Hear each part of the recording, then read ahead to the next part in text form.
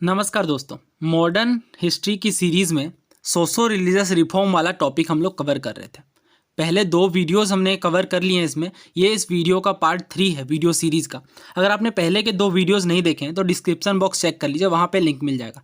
हमने बहुत ही important concept जैसे राजा राम मोहन रॉय के ऊपर जो भी PYQs आए हैं और भी जो डिफरेंट हमारी सोशो रिलीजियस रिफॉर्म मूवमेंट्स हुए उन सारे पे क्वेश्चंस किए हैं। नाउ आगे बढ़ते हैं। आज का हमारा पहला टॉपिक है। देखिए, सबसे इंपॉर्टेंट पर्सनालिटी लोक हितवादी गोपाल हरि देशमुख जी के बारे में बात करते हैं। ये सोशल रिफॉर्मर थे। कहाँ से? महाराष्ट्र से। अब ये एक वीकली निकालते थे प्रभाकर के नाम से और उसमें ये पेन नेम यूज करते थे लोकहितवादी। बहुत ही इंपॉर्टेंट पॉइंट है ये। गोपाल हरि देशमुख जी का जो पेन नेम है वो लोकहितवादी है। अब ये किस अखबार के लिए लिखते थे? प्रभाकर नाम के अखबार के लिए। मुख्य मुद्दा होता था सोशल रिफॉर्म इशू के बारे में लिखना, समाज में जो भी कुरीतियां हैं उन्हें डिस्करेज करना और अच्छी चीज़ों को बढ़ावा देना। सोशल रिफॉर्म पे बेसिकली ये अपना आर्टिकल्स लिखते थे। इनका कहना था, if religion does not sanction social reform then change the religion. इनकी वीकली अखबार हितेक्षु काफ़ी पॉपुलर हुई गोपाल हरि देशमुख जी की। ये आपको याद रखनी है, अखबार से बहुत सारे क्वेश्चंस आते हैं तो आप ये ध्यान रख लीजिए। हितेक्षु नाम की जो वीकली न्यूज़पेपर आती है वो लोकहितवादी गोपाल हरि देशमुख जी के द्वारा प्रकाशित की जाती थी। इनके कुछ पीरियोडिकल्स भी थे जैसे ज्ञान प्रकाश, इंदु प्रकाश और लोकहितवादी के नाम से भी इनके पीरियोडिकल चलते थे। सो नाउ यहाँ पे जब भी क्वेश्चन बनते हैं तो सबसे पहले तो यही बनता है कि लोक हितवादी के नाम से कौन जाने जाते हैं, तो गोपाल हरि देशमुख जी। और दूसरा अखबार के बारे में पूछ लिया जाता है कि हितेक्षु अखबार किनके द्वारा निकाला जाता था, तो उसका भी आंसर है लोक हितवादी गोपाल हरि देशमुख। अभी जितने भी प्रीवियस ईयर क्वेश्चन आए हैं इस टॉपिक से वो सारे हम लोग करेंगे। पहले पॉइंटर्स को कवर करते हैं। नाउ नेक्स्ट सोशल रिफॉर्मर हैं गोपाल गणेश अगरकर। गोपाल गणेश अगरकर भी महाराष्ट्र से बिलोंग करते थे और ये भी काफ़ी फेमस सोशल रिफॉर्मर थे। ये को फाउंडर भी थे new English school, Deccan educational society और फर्गसन कॉलेज जो आज के टाइम पे काफ़ी फेमस कॉलेज है। इन कॉलेज के ये को फाउंडर भी थे। ये प्रिंसिपल भी रहे फर्गसन कॉलेज के और ये फर्स्ट एडिटर थे केसरी अखबार के। केसरी के बारे में आपने ज़रूर सुना होगा। केसरी पत्रकारिता लोकमान्य बाल गंगाधर तिलक जी के द्वारा शुरू की गई थी। सो अगर आपसे क्वेश्चन पूछा जाता है कि who was the first editor of Kesari newspaper which was started by Lokmanya Tilak, तो उसका आंसर होगा गोपाल गणेश अगरकर। बाद में इन्होंने अपना भी पीरियोडिकल स्टार्ट किया सुधारक के नाम से। बेसिकली ये अनटचेबिलिटी के अगेंस्ट और कास्ट सिस्टम की कुरीतियों पर ये बात करते थे।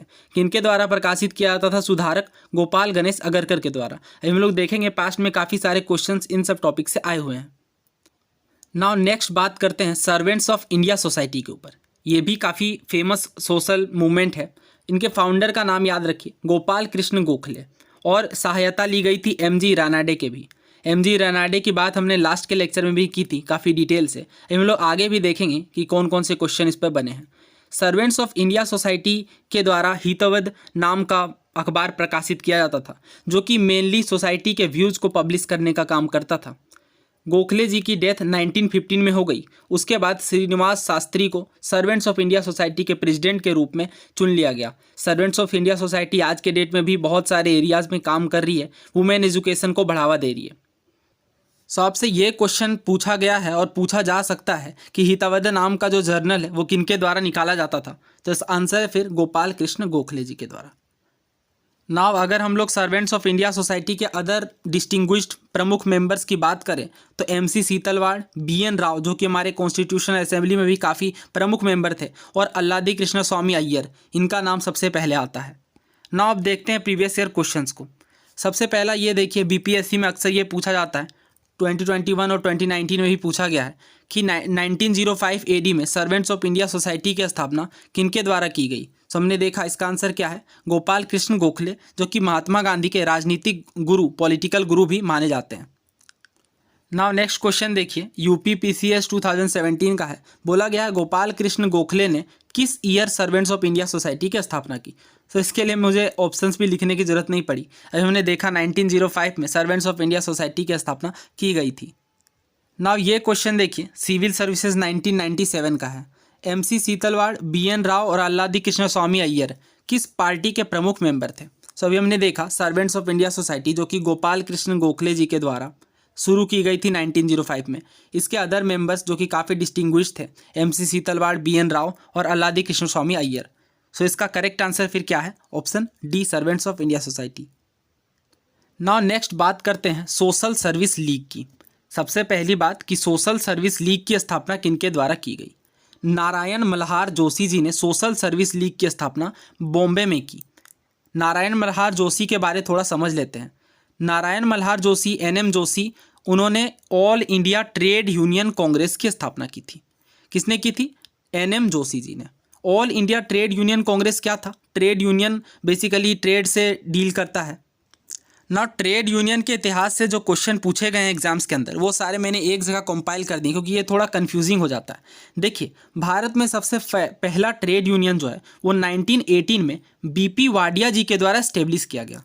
फिर से समझ लीजिए, फर्स्ट ट्रेड यूनियन इंडिया के अंदर 1918 में BP वाडिया के द्वारा स्थापित किया गया। यहाँ पे ध्यान रखिए, ट्रेड कांग्रेस यूनियन की बात नहीं की जा रही है, सिर्फ फर्स्ट ट्रेड यूनियन की बात की जा रही है। किनके द्वारा स्टेब्लिश किया गया? BP वाडिया के द्वारा। अब BP वाडिया जो है वो Madras labour association, Madras labour union से जुड़े हुए थे। और इसके अलावा एक और पॉइंट समझिए, NM Joshi was the first to create All India Trade Union Congress. यही दोनों के बीच मुझे अंतर समझाना था, इसलिए मैंने ये पॉइंटर लिखा और दोनों ही एग्जाम के अंदर पूछा गया है। ये वाला अभी CDS में पूछा गया था।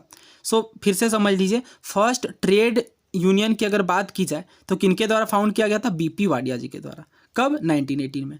और अगर हम लोग बात करें all India Trade Union Congress की, सो ये स्टेब्लिश किया गया था 2 साल के बाद 1920 में। किनके द्वारा? NM जोशी जी के द्वारा। आई होप ये आपको क्लियर हो गया होगा। अगर फर्स्ट ट्रेड यूनियन की बात की जाएगी तो BP वाडिया और all India Trade Union Congress की बात की जाएगी तो NM जोशी। अब देखिए, फर्स्ट प्रेसिडेंट कौन थे all India Trade Union Congress के? तो लाला लाजपत राय। फर्स्ट प्रेसिडेंट देखिए अलग होते हैं, फाउंडर अलग होते हैं।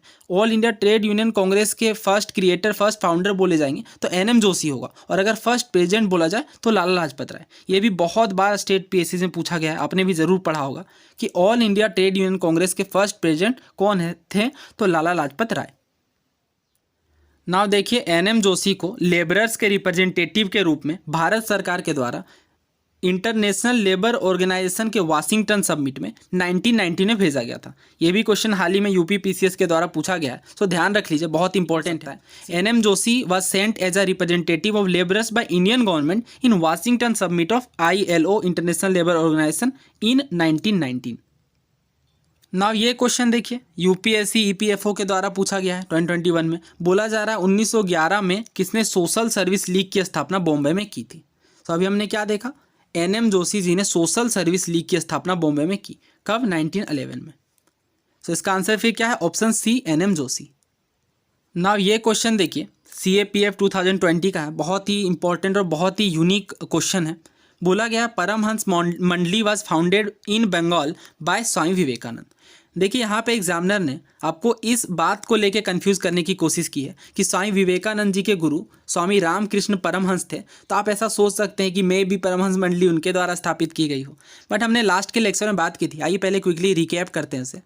हमने बात की थी कि परमहंस मंडली की स्थापना महाराष्ट्र में 1849 में की गई। फाउंडर कौन थे? दादोबा पांडुरंग और मेहता जी दुर्गाराम। ये चूँकि महाराष्ट्र की ऑर्गेनाइजेशन थी, तो ना कि ये बंगाल में स्टेब्लिश की गई थी। बट चूंकि इनके नाम कोइंसिडेंटली मैच करते हैं, तो मे भी एग्जामिनर ने सोचा हो कि कंफ्यूज कर देते हैं। अच्छा, इसके हमने बात की थी कि जो मंडली के फाउंडर थे वो बेसिकली कास्ट रूल को ब्रेक करने में इंटरेस्टेड थे। फिर से समझ लीजिए, परमहंस मंडली किस वाले रीजन में हुई थी? महाराष्ट्र में। कब? 1849। फाउंडर का नाम भी याद रख सकते हैं आप, क्योंकि इससे भी इंपॉर्टेंट क्वेश्चन बनते हैं, दादोबा पांडुरंग। इसका मतलब यहाँ पे जो फर्स्ट स्टेटमेंट हमें दिया गया वो गलत हो गया, क्योंकि स्वामी विवेकानंद के द्वारा तो ये फाउंड नहीं की गई थी। नाउ नेक्स्ट देखिए, Prarthana Samaj was started in Maharashtra with aim of reforming Hindu religious thought and practices. बिल्कुल सही है, ये हमने देखा था। फिर से आइए रिवाइज करते हैं। हमने सेकेंड पार्ट में सबसे पहले यही बात की थी, प्रार्थना समाज की स्थापना 1867 में आत्माराम पांडुरंग के द्वारा की गई थी। किसकी सहायता से? केशव चंद्र सेन की सहायता से। और ये ब्रह्मो समाज से काफ़ी ज़्यादा इन्फ्लुएंस था प्रार्थना समाज। और इनके अनदर इंपॉर्टेंट फाउंडर की बात करें तो MG रेनाडे जब जुड़े 1817 में, 3 सालों बाद 1870 में, तो ये काफ़ी पॉपुलर हो गया। अदर लीडर्स की भी हमने बात की थी, RG भंडारकर और NG चंद्रवरकर। 4 पॉइंट एजेंडा जो था, कास्ट सिस्टम को डिसअप्रूव करना, वुमेन एजुकेशन और विडो रीमैरेज, इन चीज़ों को बढ़ावा देना, रेज करना मेल और फीमेल दोनों की मैरिज एज को। सो हमने यहाँ पे देखा फर्स्ट स्टेटमेंट गलत है और सेकंड बिल्कुल सही है। सो आंसर फिर क्या होगा यहाँ पे 2 ओनली, ऑप्शन नंबर बी। सो इस वीडियो में इतना ही रखते हैं। नेक्स्ट वीडियो में बाकी सारे ऑर्गेनाइजेशन और भी जो सोसाइटीज़ बनाई गई थी उन सारे क्वेश्चंस को करेंगे। Thank you so much. अगर आप चैनल पर नए हैं तो प्लीज़ चैनल को सब्सक्राइब कर लीजिए।